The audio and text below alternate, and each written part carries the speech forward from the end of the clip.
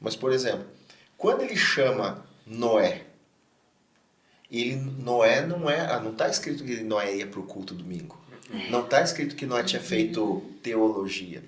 E não está escrito ali que Noé tinha linhagem sacerdotal. Está escrito ali que Noé tinha um tipo de comportamento que chamou a atenção de Deus. Ele era íntegro e justo. Ou seja, o que Deus precisa para começar na história de alguém um processo de construção? Integridade e justiça. Porque integridade e justiça é um atributo do cara de Deus. Então ele chama Noé para construir. Agora Noé está construindo.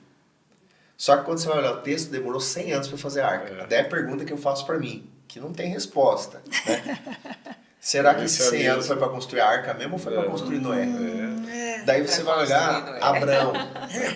Aí você vai olhar Abraão. O dilúvio só aconteceu depois do processo. Sim, depois do processo. Se fosse com 60 anos. Dá para ver que depois ele desce e se faz fosse com 50 anos. Ainda desce e faz a vinha. E a geração posterior, Nimrod lá, já se perdeu também. Ou seja, o processo, ele precisa nos construir, mas ao tempo que ele nos constrói, a gente precisa lembrar da palavra de Jesus, João 15. A gente precisa ser construído enquanto permanece. Tem que permanecer. E a gente demorou 15 anos. Só que assim, Jesus sempre encontrou a gente permanecendo. Isso. A gente não mudou de igreja, a gente não sonhou coisas diferentes, a gente estava lá. Sim. Crescendo as raízes, num lugar onde ninguém enxerga. Sim. Crescendo raiz. E eu percebi que eu tive assim, um amadurecimento impressionante. Não é humano.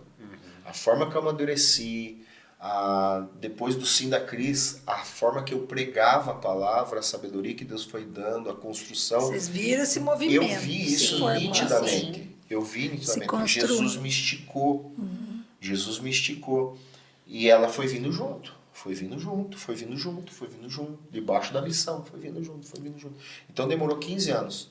Eu perguntei para Deus quando cheguei em Ponta Grossa, Senhor, por que o Senhor me trouxe para cá mais novo, com 27, com 24, com 25? E Deus nunca me respondeu. Depois de 3 ou 4 anos, um dia eu estava orando e eu estava muito angustiado. E eu ouvi Deus falando. Lembra uma pergunta que você fez para mim lá atrás? Eu falei, lembro. Hoje eu vou te responder. Porque agora você consegue ouvir. Eu não te trouxe antes porque você era imaturo. Eu falei, entendi. Eu era mesmo, então, tipo assim. Então, todo mundo pergunta, por que demorou tanto assim dessa palavra profética e tudo? Eu falei assim, não, Deus não demora. Quem demorou fui eu. É porque quanto mais tempo você demora, você não se permite em viver aquilo que Deus tem para tua vida. O pessoal não entende isso, né? Tem a ver com uma permissão, eu acho. Eu falo o seguinte, gente, é simples. Se você tem só olhar o povo do Egito, né? Se você Por tem que uma foi palavra, 40 anos? sim. Se você tem uma palavra, se você tem algo que Deus já estabeleceu, já tem uma palavra sobre a sua vida, por que demora para se cumprir? Porque você tá do mesmo jeito. Você não muda, você não...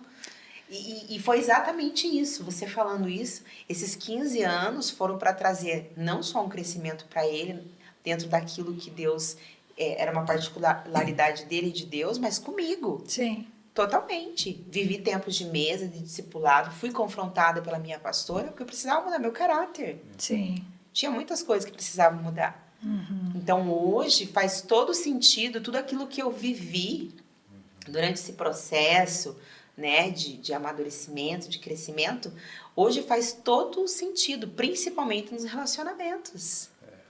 Nós vivemos assim, se fosse para detalhar cada situação que nós vivemos dentro das experiências, nossa, é muita coisa. E hoje tudo faz sentido. Eu falo, obrigado, Jesus. Tivemos que viver aquilo para aprender com aquilo. Mas eu falo assim, obrigado, Jesus, porque hoje eu entendo por que aquele dia eu vivi aquilo, por que era assim, porque senão hoje eu não ia conseguir dar conta. Enquanto você está falando, sabe o que está me vindo, Cris? Eu estou pensando em algo que a gente conversou essa semana. Quando Deus falou sobre a terra, ele não mandou, não foi ele que mandou ir lá espiar a terra. Não. Ele falou, ia dar a terra. Eu já tinha dado. Eu tinha dado a terra. Espiar a terra foi um ato de incredulidade. Isso. Aí, é isso aí que a gente faz. Deus fala e a gente resolve espiar. Mas será?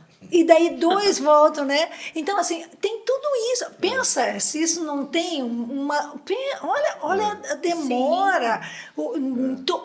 A encrenca que isso virou. Porque era uma palavra determinada, 2 acreditam, o resto não, vira um bafafá. Todo mundo paga o pato. Muda uma sentença. Vira uma Agora, sentença eu vejo na que- tua vida, algumas coisas, porque você não acredita naquilo que o Senhor falou. Viu? Comece a ser mais obediente para a voz de Deus, para aquilo que Ele direciona para você fazer. Sim. Sim. Quanto mais rápido você entender e você executar, você vai ter um estilo de vida diferente. Coloca uma cadeira do lado e fala assim, não estou contente, não entendi essa palavra, Jesus. Não entendi, vamos conversar? Vamos conversar. Eu só quero que você saiba que eu não estou entendendo. Seria melhor do que a gente manda fazer isso, vai fazer isso, a gente começa a montar os esquemas, né? Olha Mas isso. é interessante que Deus sempre tem paciência e Ele continua o processo de Ele não trabalhar desiste, dentro do nosso né? coração. Ele não desiste. É aquilo que a gente estava falando, Sim. da formação, Sim, informação. né? Da construção daquilo Sim. que é a igreja, da construção daquilo que é o corpo. E se você for pensar, esse processo ele continua. Mesmo chegando nesse nível, né, hoje de amadurecimento, Deus ainda continua trabalhando o nosso coração para levar a gente aonde Ele quer, né? E trabalhando as nossas angústias, os medos, as inseguranças e também nos dando maturidade para conseguir entender aquilo que a gente estava conversando ali na mesa. O que é o sucesso, o que não é? Como que eu posso trabalhar isso, como não? O que é isso que está sendo acrescentado ao corpo, esses ossos que estão sendo reestruturados. Exatamente. Né? E é muito interessante a gente pensar sobre esse processo, que a tua pergunta no início lá foi como foi a transição. Isso. Sabe o que eu acho legal? É assim, ó. Quando você fala da metamorfose de uma lagarta para uma borboleta, todo mundo vê o casulo, mas o que está acontecendo lá dentro, ninguém está vendo. Mas ela está decidida a parar de andar para voar. Sim, E isso vai gerar lá dentro do casulo dor, sim. vai gerar dentro do casulo trocar de pele, crescer asas dói. Entendeu? E literalmente ela muda de forma, por isso é metamorfose. Ela sai de uma forma para entrar em outra forma. Só que toda essa dor vai proporcionar o quê? A beleza do voo. Sim. Então ela está indo para um novo nível. O que eu digo? Essa transição é um ambiente de dor, um ambiente de angústia, porque agora não tem o salário, não tem um salário fixo. Porque o pessoal fala, o pastor ganha salário. O pastor não ganha salário. Nossa instituição é prebenda. E a prebenda é de acordo com a possibilidade da congregação. E a pergunta é, quando você vem, como que está a congregação? Eu, particularmente, assumi uma congregação com 23 pessoas. Quando eu preguei quinta e domingo, saiu 5 e ficou 17. Perdeu 5. E então, em um bairro, uma vila simples, de um povo simples. Então, assim, puxa, eu fico triste quando as pessoas falam assim, pastor é tudo mercenário. É que ele conhece um estereótipo da TV, ele conhece um negocinho pronto ali, que é um viés, tá? Literalmente enviesado. Totalmente. Literalmente.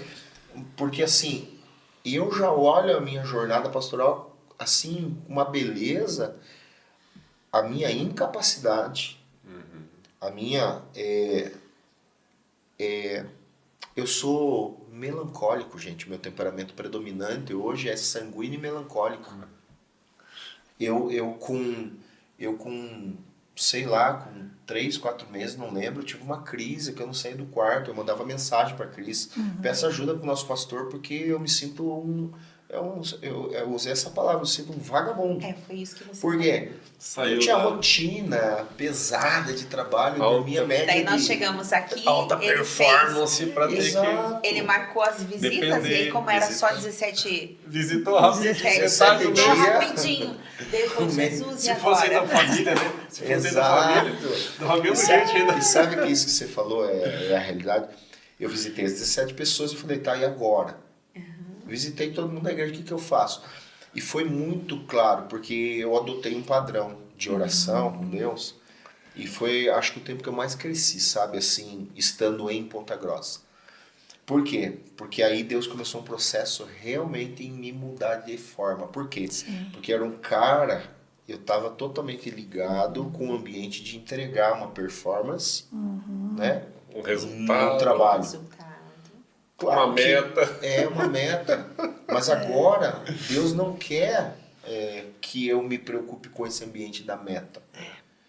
Deus quer que eu me preocupe com o ambiente da influência, influenciar pessoas a se aproximarem mais de Deus, que é o sacerdócio, né? E aí o que acontece? Eu fui orar e eu perguntei para Deus, tá, e agora qual que é o resto do meu trabalho? E Deus falou para mim, muito forte na minha mente, o Espírito Santo falou assim, eu te trouxe para essa cidade para você ler Bíblia e orar e jejuar. Eu falei, tá, mas eu sou pastor de uma igreja? O que eu descobri naqueles dias? E assim, com todo o respeito, todo o carinho pela minha formação pastoral, mas hoje eu tenho uma outra ótica. O que eu aprendi? Que a gente é treinado para ser um gestor administrador de congregação e não um pastor. Porque o trabalho do pastor é subir o Sinai, é subir o Horebe e ir ensinando o povo que eles também podem subir. Sim.